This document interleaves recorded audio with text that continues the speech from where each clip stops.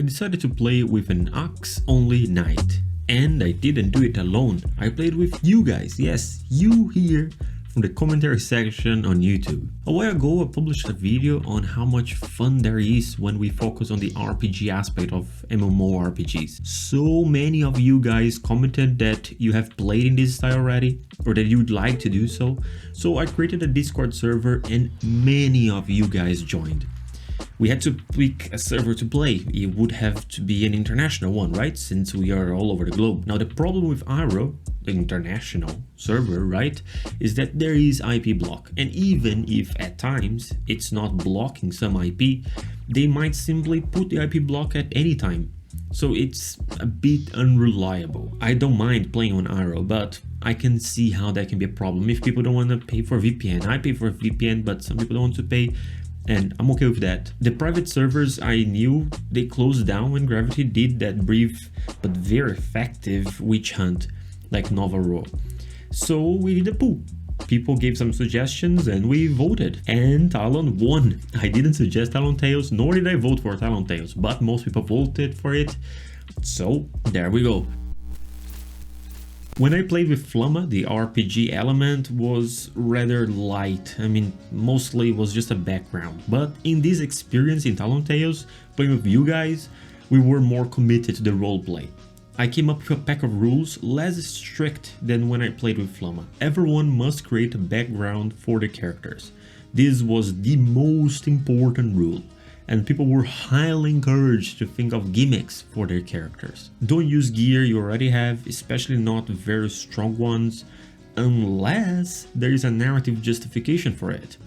There needs to be some balance. Your character is a water spirit, for example, so she can have a strong water type gear, but she cannot, say, use fire type skills. No Kafir warp when playing group, so that we get to walk and enjoy the maps, but if you're playing alone, you're still encouraged not to use Kafir warp, but it's allowed. Every time you enter a city, you must visit the inn in that city, if there is one, and save it there. I think that's very nice. That actually makes you, I don't know, it feels better when you're playing the game and you save in the inn. Makes so much sense, right? If you die, the other members of the group must stay put and wait for you to return from the inn. And also because we wanted to lean more towards roleplay than when talking in local or group chat, always stay in character.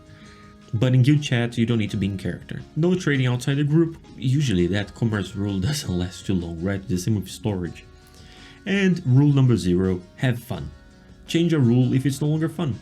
Now, this being the most important rule, the number 0, it made all other rules more like recommendation than actual rules.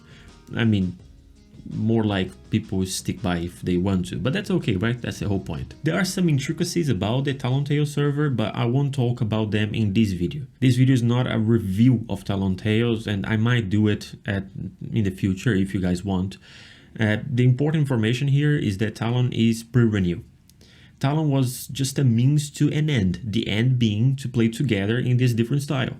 We could have done it in any other server, but I must say that the community in Talon Tales received us super well, so much so that a GM got involved at a certain point. Some people joined our guild, the Traveling Citizens, because they met us in the game, not because they watched my videos. Okay, so an axe-only knight challenge. Knights can wield the most axes, especially pre-renew weapons. And Ragnarok, despite being inspired by Norse mythology, doesn't have a Viking class. Now, which class could be a Viking in Ragnarok Online? Could it be the blacksmith? I don't think so, because Lord Knights, they have the skill Frenzy, which fits a Viking better, you know? That Frenzy, you go crazy. And let's be honest, a warrior wielding an axe is badass. I created John Wolf, an axe-only knight who is too reckless. The problem with playing with an axe-only knight is that the attack speed is so low. John Wolf was raised by a lumberjack and he lost his mighty axe to a thief bug. Dark Guns, a gunslinger, he saw a strange axe when he was hunting goblins, so we formed a party to rescue my axe. We went to the goblin village and we found my axe, but then a beholder appears. The beholder was behind all of this, manipulating the goblins. He quickly defeated all of us. Dragons waited for the beholder to walk away, and then he used Yggdrasil leaves to resuscitate us. quickly we retrieved my axe and quickly ran away from that place. So Dragons was one of the people who joined us because he met us in the game. We were in the inn in Frontera, he saw us there, a huge gathering, and started talking. He loved the idea of playing this style, so he joined us. Being a long-term player in that server, he knew the highest ranking blacksmith in that server. So he asked that guy to make an axe for my character, John Wolf. And I didn't know any of that. Dark simply told me in Discord to go to the Goblin Village. He never told me about this axe. And this was so nice. This axe helped me so much later in the game, and it made sense in my character's narrative, right? Also, as you must know, there are no beholders in the Goblin Village. I released a dead branch there and I was super lucky to get a stronger monster.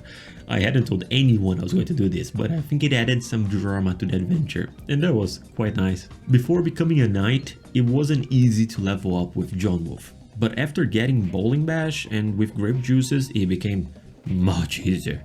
I mean, not easy yet, but much easier. The good thing is that in Talon, the merchant NPCs, they sell grapes, which makes it much easier to get grape juice. And grape juice is a very good item to recover SP. I do not recommend playing with an axe-only swordsman if you don't have strong gear already.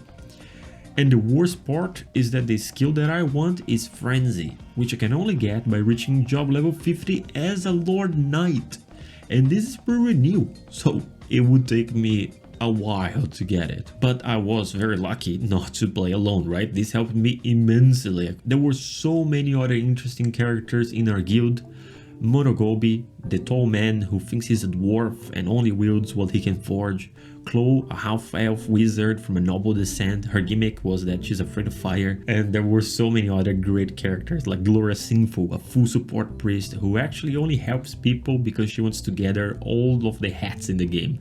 So Gloria was always changing her headgear and being very judgmental of other people's poor aesthetic choices. You can check all of these character profiles in our Discord server. The link will be pinned in the comment down below in the commentary section, and you can also find it in the YouTube bio. I counted and there are 50 characters there, all with background stories. Some even have an art illustrating the character, which is super nice. We didn't have a master roleplay narrative, we would just loosely stay in character while playing and let things emerge from that, like the axe thing. So for instance, because we had to enter the inn when visiting a city, I would always mention drinking something. Naturally, my character started looking like he really loves drinking. And I absorbed that into the character. He became John Wolf, the beer knight. Not just the axe only knight, he's the beer knight. One of my favorite roleplay moments was when a small group of us was in Pion Dungeon, and one member, Francesco Basil, he arrives late, and Francesco opens trade with me, and to my surprise, he brought me a drink. I really loved this kind of light roleplay, like Gloria Sinful changing her hats all the time. We went on journeys such as simply journeying to Amatsu, you know, just exploring the island. We also decided to visit all the inns we could, or that whenever we visited the city, let's try to visit all of the pubs as well. Some time passed, I had to travel for work again, and then there was Christmas and New Year's Eve. And it was a long interruption, and this made most of us pause for too long, and most didn't return. And that's okay. Ragnarok is a background game. We always return to it, but most people only return for a month or so, which is completely fine. We got to do so many stuff together, like rescuing a member in Nameless Island, which required us to do a very long quest to get access to that dungeon. I managed to reach level 59 with John Wolf. Most of the time I played with other people. Some builds really depend on gear. A fire only mage is possible without any gear, but an axe only knight is just craziness. I was lucky to have you guys to play with. You can compare the footage in the videos with Flamma and the footage here in this video that I'm showing now, and you can see that the videos with Flamma, a lot of the time I'm playing alone, right? And in here I'm playing in group. And this is both because playing alone with an axe only knight, I mean, it's not easy or smooth, but also because it was so much more fun to play with other people. The traveling citizens, they're still there, but a small group of us moved on to make a hardcore guild. Let's try and breathe in the sassy knight. Hardcore means permadeath. Now, which job would be better in permadeath challenge than a super novice. An unkillable super novice. But that challenge, my friends, that's for next episode.